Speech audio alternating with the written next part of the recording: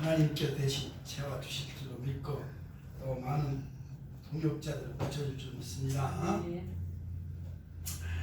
전도서 4장 12절에 보면 한 사람이면 패하겠지만은 두 사람이면 능히 당한다.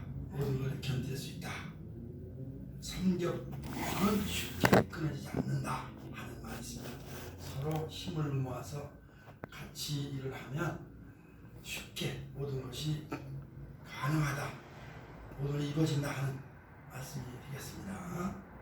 전도서 4장 9절에서도 두 사람이 한 사람보다 나음은 저희가 수고함으로 인해서 좋은 상을 얻을 것이다 하는 말도 있습니다. 혼자는 힘들고 같이 더불어 이렇게 힘을 모아서 일을 할 때 좋은 결과를 얻고 하나님으로부터 상을 얻는다 하는 말씀입니다. 특히 하나님의 일에는 그렇다 하는 그런 거죠. 개척교회는 이제 처음 어떤 참 힘들고 어렵습니다. 약한 부분이 많습니다. 그러나 약할 때 힘을 주시고 능을 주시는 것은 성령 하나님입니다. 성령 하나님의 이름으로 이렇게 나가서 일을 하다 보면 좋은 사람들 이렇게 여기에서 붙여줄 줄로 믿습니다. 우리가 오늘 전도서에 있는 그런 말씀들은 우리가 세상을 살아감에 있어서 홀로 독불장군은 없다. 그렇죠? 독불장군. 혼자 모든 건 다 할 수 있는 능력자도 없다. 그런 거죠. 서로 연합하여 서로 어울려서 살아감이 또 협력해 도와줌이 복되다는 그런 뜻이 되겠습니다. 그렇습니다. 아무리 이 세상의 영웅호걸 또 천하장사라도 이 세상을 혼자 살아갈 수 있는 것은 아니다. 혼자 모든 걸 다 해결할 수 있는 것도 아니다. 그렇습니다. 아무리 똑똑하고 잘난 사람도 이 세상에서 혼자 모든 걸 다 해결해 갈 수는 없습니다. 좋은 결과도 얻기가 쉽지 않습니다. 다 부족하지만 서로가 힘을 모았을 때 하나님의 기적이 일어나고 능력이 나타난다 하는 것을 우리는 성경을 통해서도 잘 알게 됩니다. 오늘도 본문에 보면 그렇습니다. 중풍병자라고 했습니다. 이 사람은 나을 때부터 병자는 아닙니다. 그렇죠? 중간에 어떻게 자기 몸 관리를 잘 못했든지 중풍병에 들었다 그랬습니다. 중풍병자는 뭐 아주 중증 환자도 있고 경증 환자도 있겠습니다만은 아마 이 사람을 보면 아주 중증 환자였던가 봐요. 왜? 혼자 걸을 수도 없고 움직일 수도 없는 그런 심각한 병자였던 것 같습니다. 그 이유는 장정 네 사람이 이 사람을 하나를 들 것에 상이라고 했는데 성경에 그 상에 이렇게 앉혀다가 누워가지고 들고 왔다 하는 걸 보면 이 네 사람이 들 정도 되면 이 사람이 몸도 체격도 꽤 컸던 사람인 것 같아요. 그렇죠? 그러니까 둘이 이렇게 들기도 하는데 네 명이 들었다는 거 보면 아마 체격이 좀 컸던 사람이고 아마 살도 쪘던 모양인지 깡마른 사람은 아닌 것 같아요. 근데 이 사람이 자기 몸을 쓸 수 없는 혼자 움직일 수 없는 그런 상황에 휠체어도 그 당시에 휠체어도 없었을 거지만은 혼자 지팽이도 짓고 뭐 이렇게 기어서라도 올 수 있는 그런 몸이 되지 않았던 것 같습니다. 그러니까 네 사람이 젊은 아마 청년들이었겠죠. 네 사람이 이 사람을 들것에 들고 와서 예수님 앞에 이제 병 치료를 받고 돌아가는 이야기가 나오는 걸 볼 수가 있습니다. 우리가 이 세상에서 그렇게 그 사람은 누구나 다 자기가 능력 있는 것 같은데도 이렇게 중풍병자처럼 자기 몸 하나 건수할 수 없다고 하는데 우리 한국말로 뭔데 다스릴 수 없는 자기 하나 몸을 어떻게 관리할 수 없는 것이 인생의 허약한 부분이다 하는 것을 볼 수가 있습니다. 옛말에도 중이 재벌이 못 깎는다 하는 말 있잖아요. 그렇죠? 그런 말이 있습니다. 자기 자신 하나 어떻게 해결할 수 없는 것이 인간의 연약한 모습이다 하는 것을 보게 되는데요. 오늘 여기에 예수님 앞에 이 중풍병자 4사람을 데리고 온 이 사람들의 그 협력하는 모습, 합심해서 한 사람의 약한 자를 돕는 이 모습을 보면서 우리는 이들이야말로 아름다운 이웃사랑 공동체가 아니냐 하는 것을 생각해 보게 되는 겁니다. 이 5월달은 우리가 가정의 달이라고 했습니다만, 가정이란 한 가족뿐만 단위가 아니라 전체적인 이웃과 모든 국가 간의 한 이렇게 단체, 공동체를 우리가 생각해 볼 필요가 있어서 또 이 말씀을 한번 생각했습니다. 지난주에는 이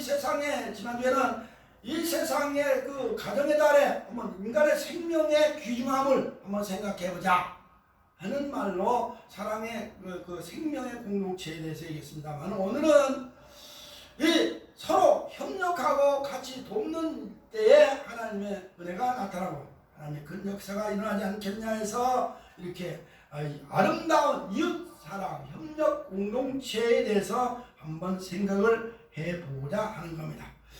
오늘 이 4사람을 통해서 우리는 그들은 볼 때 사랑의 협동 공동체라고 그렇게 볼 수가 있습니다. 사랑이 없으면 이 4사람을 들고 올 그런 어떤 생각도 못했을 겁니다. 날씨도 덥죠. 지금 우리나라 지금 덥습니다만 그게 더웠는데 이스라엘 나라는 굉장히 덥거든요. 언제 겨울인지 여름인지 잘 모르겠으나 어쨌든 보면 거기는 무더운 우리보다 더 덥습니다. 그런데 이 무거운 환자를 들고 온다. 얼마나 힘들겠습니까?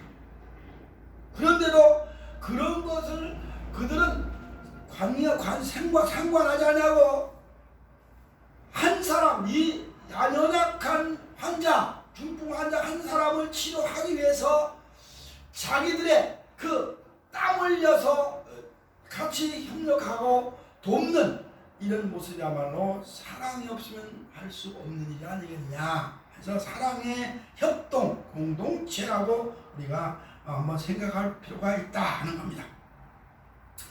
어떤 면에서 그냥 이 사람들은 연약한 사람, 아까 얘기했지만 자기 혼자 몸을 움직일 수 없는, 혼자 감당할 수 없는, 혼자 자기 몸을 해결할 수 없는 그 환자, 연약한 자에게 힘이 되어줬다는 거예요. 예수님은 누가복음 10장 30절에 37절에 등장하는 강도 만난 사람에 대하여 이야기를 한 적이 있습니다.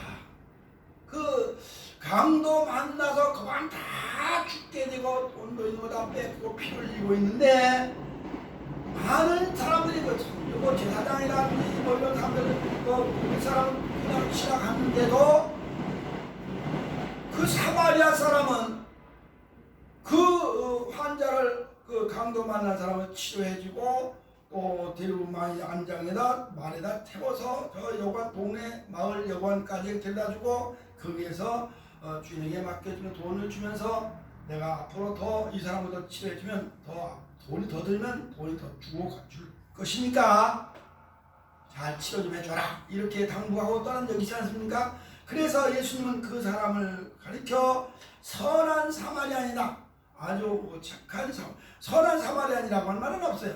아주 이웃 사람을 실천한 사람으로 가르쳤는데 우리는 그를 가리켜 선한 사마리아인이라 이렇게 얘기를 하게 되는 겁니다. 선한 이웃은 어떤 사람입니까? 사랑을 베푼 사람 아니겠어요? 그렇죠? 사랑을 실천한 사람이다 하는 겁니다. 사랑을 베푼 공동체의 한 사람, 약자를 외면하지 않고 도와주는 4사람 역시 선한 이웃이 아니겠느냐 하는 것을 우리가 생각해 보게 된다는 겁니다. 그렇죠?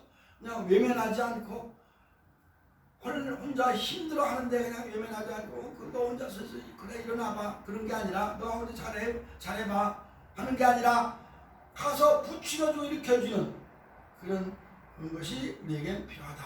요즘에 텔레비에도 종종 그런 게 나오더라고요. 길에서 갑자기 쓰러진 여자분들 가서 사람들이 가서 심폐소생술을 시켜줘서 살려내지.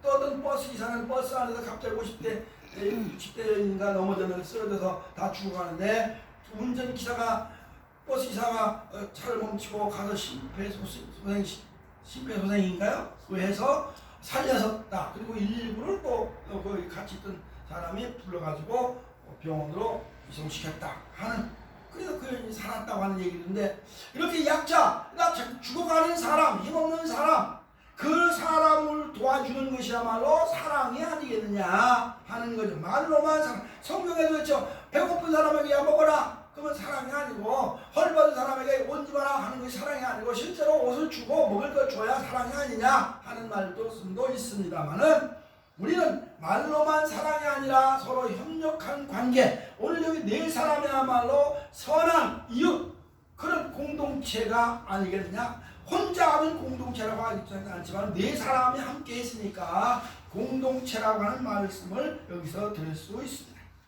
오늘같이 각박한 세상에 서로 남을 도와주지 않으려고 하는 이 사회가 그래도 훈훈한 그런 이야기가 들려오는 걸 보면, 아직도 이 사회는 그래도 이렇게 사랑이 있구나, 사랑의 공동체를 발휘하는 사람들이 있어서 참 좋다 하는 것을 우리가 생각을 해보게 되는 겁니다. 오늘 여기 네 사람은 분명히 사랑을 베푸는 사람들 뿐 아니라 이들의 손발이 되어준, 이들이 이 소리 중풍병자에게 희망을 준, 그죠? 소망을 주고 희망을 준 공동체들이다 하는 겁니다.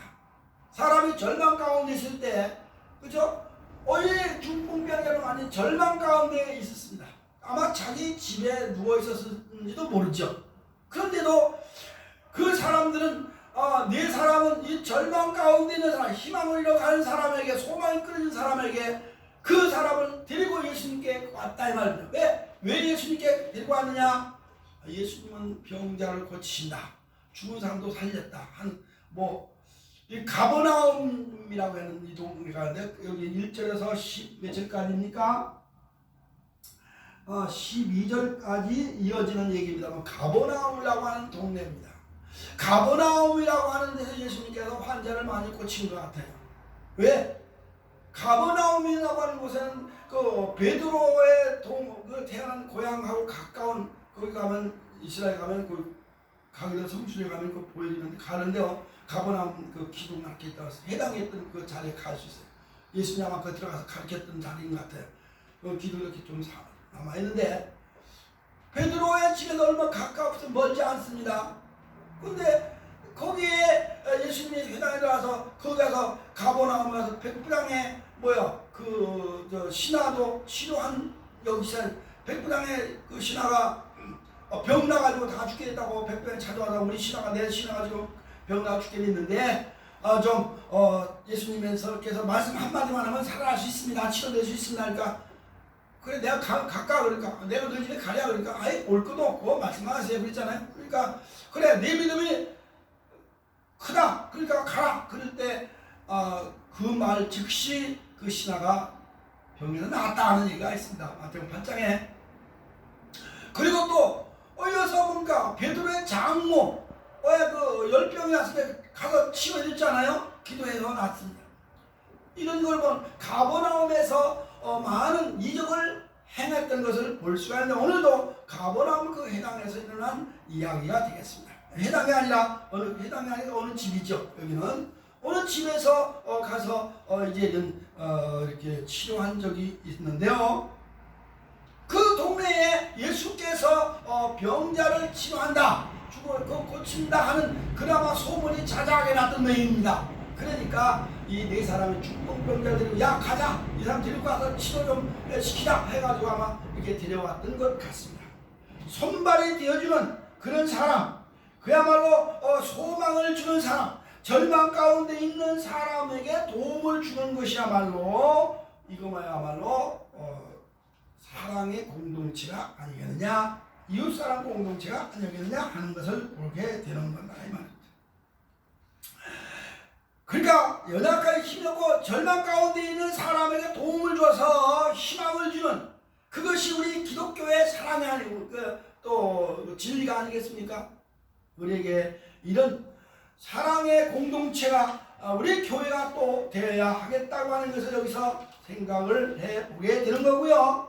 또 이 사람들은 뭡니까? 약한 자를 위해서 희생을 했다 말이야. 희생을. 소망만 줘. 약하면 되나? 그러니까 가자 그게 아니라 직접 데리고 왔으니 왔을 뿐 아니니까 어떡합니까?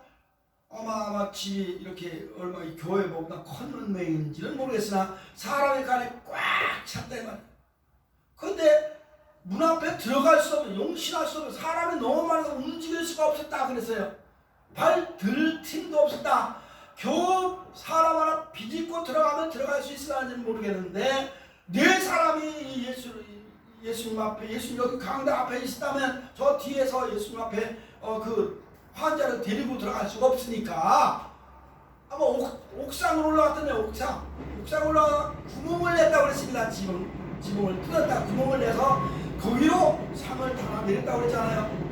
그 희생을 한 겁니다. 데리고 와서 그 더운데 뻘뻘 땀을 흘리면서 들고 와서 문 앞에 없으니까 지붕 꼭대기까지 와가지고 올라가서 지붕을 뜯는 그런 작업이 쉽지 않았지 않겠느냐 하는 거죠.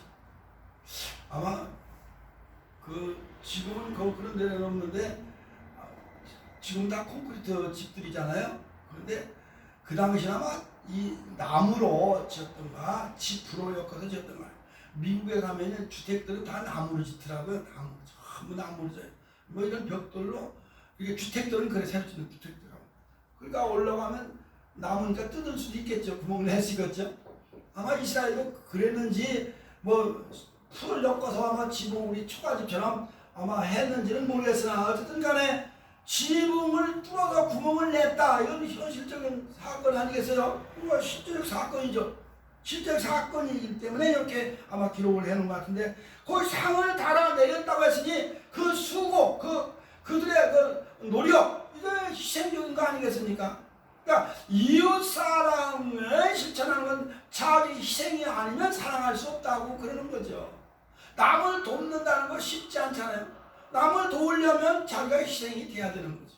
자기가 헌신을 해야 되는 거예요. 그러기 위해서는 그렇지 않으면 사랑을 실천할 수가 없다 하는 것을 볼 때 이 네 사람은 그야말로 희생적인 사람들이었다. 그렇게 남에게 그 중풍병자에게 소망도 줬지만은 희망도 줬지만은 그 말을 희망이 아니라 가자 해서 들고 와서 들고 오는 수고 지붕을 뚫고 달아내리는 그 희생적인 그런 사건 행동이 따랐기 때문에 아름다운 이웃사랑 공동체들이 아니었느냐 하는 것을 볼 수가 있습니다. 번째로 보면 여기서 뭡니까? 이들의 행동을 볼 때 이들은 믿음의 공동체였다. 믿음의 공동체. 예수님께서 이들의 믿음을 보시고 그랬어요. 그렇죠? 이들의 믿음을 보시고 하는 말이 5절에 있는 것을 볼 수가 있습니다. 5절을 읽겠습니다. 5절에 예수께서 그들의 믿음을 보시고 그랬습니다. 그들의 행동을 본 게 아닙니다. 그들의 데리고 온 그들의 그 수고를 본 게 아니라 그들 마음속에 있는 믿음을 봤다는 거죠. 어떤 믿음? 예수 앞에 가면 이 사람이 치료된다, 낫는다 하는 확신적인 믿음 아니겠어요? 믿음을 가지보시고 예수님께서 이 중풍병자에게 치료를 하셨다는 걸 볼 수가 있는 겁니다. 남을 도와줄 때 믿음이 없으면 안 되는 거예요. 믿음을 가지고 도와줘야 되는 거예요. 그냥 지나가는 사람 뭐 구걸하듯이 한 푼 돈 한 푼 주는 그런 것이 아니라 진정으로 이 사람이 살아서 이 사람이 다시 회생을 해서 이 사람이 뭔가를 일할 수 있도록 그렇게 도와주는 그런 확실한 믿음을 가지고 밀어주는 거죠. 적극적으로 도와주는 거라 이 말이에요. 우리는 이웃 사랑을 할 때 많은 사람들이 자기 어떤 믿음보다는 자기를 그 공로를 내세우려고 하는 경우가 많잖아요. 내 공로를 좀 과시하고 내세우고 내가 이랬다 자랑을 하기 위해서 남을 돕는 경우가 있는데 이들은 예수님 보실 때 저들 자랑이 아니라 자랑하려고 뭐 그 사람들 지붕 꼭대기까지 올라가서 뚫었겠어요. 욕도 먹었을 거 아니겠습니까? 남의 집을 구멍을 뚫어냈으니 욕을 했을 사람들이 지나가 욕을 했을지도 몰라요. 사람들이 먼지 난다고 소리 지르고 그랬을지도 몰라요. 여기는 기록은 없습니다만은 그런 일들이 일어나지 않았었겠냐. 그러나 그런 거 안 하고도 하지 않고 오직 이 병자 한 사람을 살려야 되겠다. 치료해서 일으켜 건강 온전한 사람으로 만들어 온전한 사람으로 살아가게 해야겠다는 그 확실한 믿음, 예수님 앞에만 가면 된다 하는 믿음 때문에 이들이 이런 수고를 하지 않았겠냐 하는 겁니다. 그렇기 때문에 예수님께서 그 믿음을 보시고, 마태복음 백부장도 그 믿음을 보시고 있잖아요. 예수님은 항상 사람을 치료할 때마다 그 믿음을 보시고 하는 말을 항상 하셨다는 말입니다. 가버나움에 이 마음에 들어오시다는 소식을 듣고 그 가버나움이라는 에서 이렇게 그 마을 사람들에게 그 이제 치료를 하는데, 이 가버나움이라고 하는 이 뜻은 뭐냐? 위로의 마을이라고 하는 뜻이 있다는 거예요. 위로의 마을. 그러니까 사람 그 낙심된 사람들에게 위로를 주고 병든 사람을 치료하므로 건강하게 해주므로 위로를 주는 많은 사람들이 위로를 받을 거 아닙니까? 그 가족이 위로를 받을 거 아닙니까? 그래서 여기 가버나움은 위로의 마을이라고 하는 그런 뜻이 있다 하는 겁니다. 여기는 세리 마태 고향이기도 하다는 겁니다. 마태, 그렇죠? 마태가 어떤 사람이 세관원을 했어요. 그러니까 이 가버나움은 비교적 좀 그 당시에 그 지역에서 조금 이렇게 번성한 도시, 소도시, 읍내 같은 그런 지역이었다고 그래요. 그러니까 그 회당도 크게 이렇게 지은 거 있죠. 그 지역에. 그 시골이지만은. 그런 걸 보면 여기 이런 곳에 마태 고향이도 한 이 세관으로 앉아있는데 널 나 따라와. 그래서 나 그 예수님의 제자를 삼기로 한 곳이 있는데요. 여기가 복음을, 그래서 예수님께서 백부장을 치료했죠. 베드로의 장모를 치료했죠. 또 마태도 불렀죠. 이런 사건들이 많이 성경에 가버나움에 나오는데, 여기를 예수님께서 복음 선교지로 많이 삼았다는 거죠. 왜? 가버나움에서 갈릴리가 그렇게 멀지 않으니까 가버나움에서 제자를 삼고 그쪽에 가서 또 가르치고 이런 일들을 많이 하셨지 않느냐 하는 걸 볼 때, 여기 가버나움은 뭡니까? 이제 여기가 복음 전도의 선교지로 삼았던 것을 볼 수가 있다. 그런데 거기에 이 제자들이 한 이 네 사람이 병자를 데리고 이렇게 예수님 앞에만 가면 낫는다. 이 사람은, 이 병자는 예수님 앞에만 가면 틀림없이 나을 거야. 그런 확신이 있잖아요. 그런 확신을 가지고 왔다는 거예요. 그러니까 뭐든지 합력할 때, 일어날 때 우리는 합심 단결하되 믿음을 가지고 해야 된다 하는 것을 보여주고 있는 거다. 그런데도 여기에 이 가버나움은 그렇게 이적도 행하고 베드로 장을 고치고 이렇게 백부장 신앙도 고치고 마태도 부르고 예수님 자주 가서 복음을 전하는데도 그 지역 사람들이 예수를 배척했다는 거 아니에요? 가버나움은 예수님을 안 믿었어요. 그 지역이 강팍해가지고 예수님을 배척했다고 한 말씀이 마태복음 11장 23절에서 나옵니다. 이 가버나움이 예수를 영접하지 않고 회개치 않음으로 책망을 했다고 하는 말씀이 나옵니다. 그런데 다른 사람들, 많은 사람들이 예수님의 행한 이적을 보고도 믿지 않은 거예요. 그래서 예수를 받아들이지 않았는데 이 네 사람은 믿었다는 거 아닙니까? 그러니까 예수가 온 거잖아요. 그러니까 이들이 칭찬받을 만한 거예요. 많은 세상 사람들이 우리 주변에 있지만 하나님을 믿는 사람은 극소수지 않습니까? 이 가버나움에서 많은 사람의 소도시라도 많은 사람이 살았지만은 그 이제 예수님이 이적도 행했습니다만은 예수님께서 내가 요나의 표적밖에 표적을 보여달까, 요나의 표적밖에 보일 것 없다 그랬잖아요. 부활에 대해서. 그래도 안 믿는다는 거죠, 사람들이. 근데 이 가버나움이 그렇게 안 믿었는데 그 중에 몇 사람, 이 네 사람이 예수님을 믿고 예수는 병자를 치료한다 하는 확신이 믿고 환자를 데리고 왔다는 거예요. 그렇기 때문에 그들의 믿음을 칭찬하시는 겁니다. 그래서 예수님께서 이들이 올가는 믿음을 보시고 예수님 말까지 확신이 있는 거야. 확실히 고칠 거야. 우리는 서로 하나님의 일을 할 때, 협력해서 할 때 하나님의 뜻을 찾고 하나님께서 모두 하신다는 확신 가운데 할 때 하나님의 기적이 일어나는 줄 믿습니다.